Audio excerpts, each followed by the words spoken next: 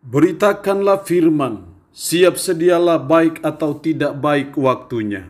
Shalom, puji Tuhan, berkat kemurahan Tuhan, sehingga kita boleh ada lagi dalam renungan harian di hari ini. Nats firman Allah yang akan kita renungkan bersama di hari ini, saya ambil dari Yesaya pasal 44, ayat 1 sampai dengan ayatnya yang ke-8. Secara khusus saya akan baca ayat 6 sampai ayatnya yang ke-8, demikian firman-Nya. Beginilah firman Tuhan, Raja dan Penebus Israel, Tuhan semesta alam, akulah yang terdahulu dan akulah yang terkemudian, tidak ada Allah selain daripadaku.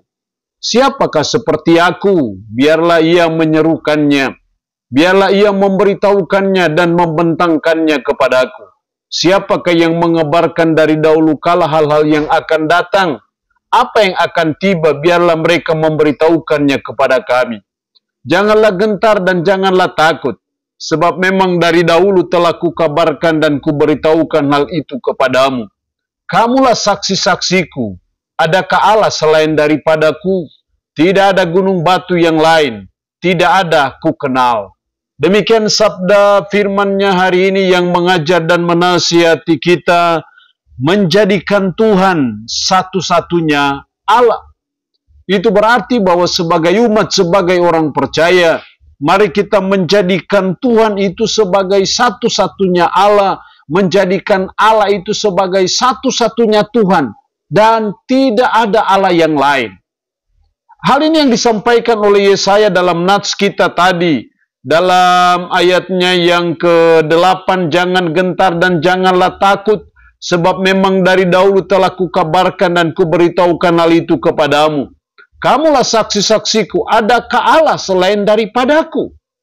Ada satu pertanyaan di situ, adakah Allah selain daripadaku? Jawabannya, tidak ada.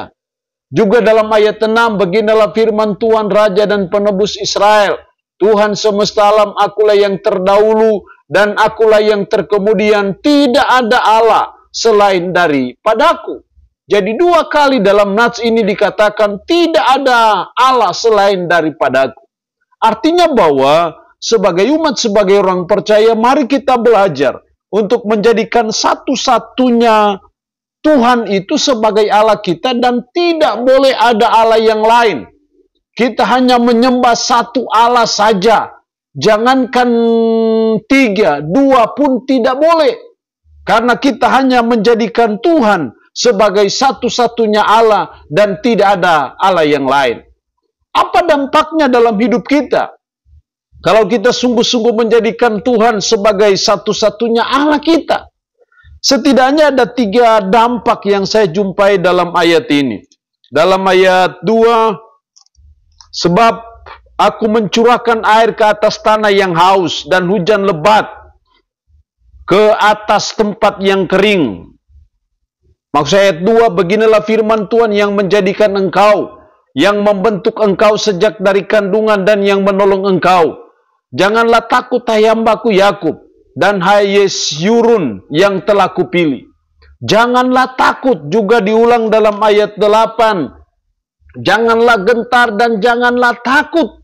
Itulah dampak yang pertama kalau kita menjadikan Tuhan satu-satunya Allah. Maka yang pertama adalah kita tidak takut menghadapi apapun.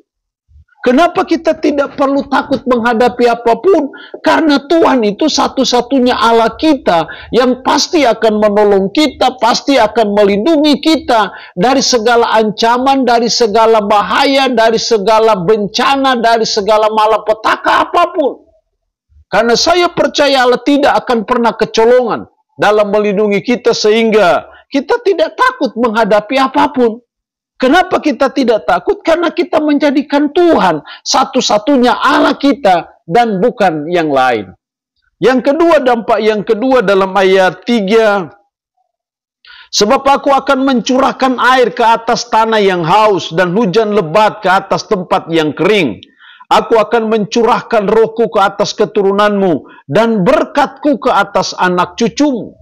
Dan berkatku ke atas anak cucumu. Hal yang kedua sebagai dampak dari kita menjadikan Tuhan satu-satunya Allah kita adalah hidup kita pasti diberkati Tuhan. Karena memang Tuhan senang kalau kita hanya menjadikan Tuhan sebagai Allah kita. Dalam hukum yang pertama, jangan ada padamu Allah lain di hadapanku. Jangan membuat bagimu patung yang menyerupai apapun untuk disembah. Jadi ketika kita mentaati hukum Tuhan itu, ya pasti hidup kita diberkati Tuhan. Jadi kalau mau hidup kita diberkati Tuhan, keluarga kita diberkati Tuhan, anak cucu kita diberkati Tuhan, mari kita sungguh-sungguh menjadikan Tuhan satu-satunya Allah, tidak ada yang lain. Kita seringkali dalam kenyataan hidup, kita seringkali menjadikan hal yang lain itu sebagai Tuhan kita. Mungkin kita jadikan pekerjaan kita, usaha kita, bisnis kita, uang kita, kedudukan kita, jabatan kita menjadi Tuhan, bukan Allah yang menjadi Tuhan kita. Karena itu mari kita belajar dalam hidup ini, supaya hidup kita diberkati Tuhan. Maka mari kita menjadikan Tuhan satu-satunya Allah dan tidak ada yang lain. Jadi kalau kita mencari pertolongan, datanglah kepada Allah itu. Jangan datang kepada dukun, jangan datang kepada orang pintar. Itu berarti bahwa masih ada Tuhan yang lain yang kita puji. Tapi kalau kita menjadikan Tuhan satu-satunya Allah, itu artinya bahwa kita sakit, kita hanya cari Tuhan saja. Kita hanya datang kepada Tuhan saja, minta kesembuhan dari Tuhan. Walaupun Tuhan seringkali memakai alat sarana yang lain untuk mendatangkan kesembuhan bagi kita. Tapi kita hanya mengandalkan Tuhan, karena Tuhan satu-satunya Allah kita. Yang ketiga, dampaknya, akibatnya bagi kita kalau kita menjadikan Tuhan satu-satunya alam. Ayat 8 bagian terakhir, kamulah saksi-saksiku. Adakah Allah selain daripadaku? Tidak ada gunung batu yang lain, tidak ada ku kenal. Kamulah saksi-saksiku. Dampak ketiga dari kita menjadikan Tuhan satu-satunya Allah adalah kita menjadi saksi bagi Tuhan. Jadi kita menyuarakan kepada orang lain bahwa Tuhanlah pencipta kita, Tuhanlah yang maha kudus, Tuhanlah yang patut dan layak kita puji, kita sembah, kita muliakan dan tidak ada yang lain. Kita menjadi saksi akan kebesarannya, kita menjadi saksi akan keperkasaannya, kita menjadi saksi akan karya-karya Allah yang luar biasa bagi kita umat manusia. Jadi ketika kita menjadikan Tuhan satu-satunya Allah, maka dampaknya ya kita terus menjadi saksi bagi Tuhan. Kita terus memberitahukan akan keajaiban Tuhan, akan kemahakuasaan Tuhan. Kita terus menyuarakan kepada orang lain akan kebaikan Tuhan, akan kasih setia Tuhan, akan kepedulian Tuhan, akan karya penyelamatan Allah bagi kita manusia berdosa di dalam pribadi Yesus Kristus yang mati di Bukit Golgota.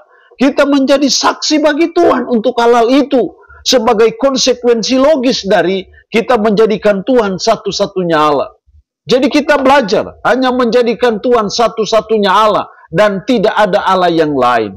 Allah yang punya firman ini memberkati kita dengan firman-Nya di hari ini. Amin. Mari kita berdoa. Puji syukur untuk kebenaran firman-Mu hari ini yang boleh mengajar dan menasihati kami menjadikan Tuhan satu-satunya Allah. Dampaknya kalau kami menjadikan Tuhan satu-satunya Allah, kami tidak takut menghadapi apapun.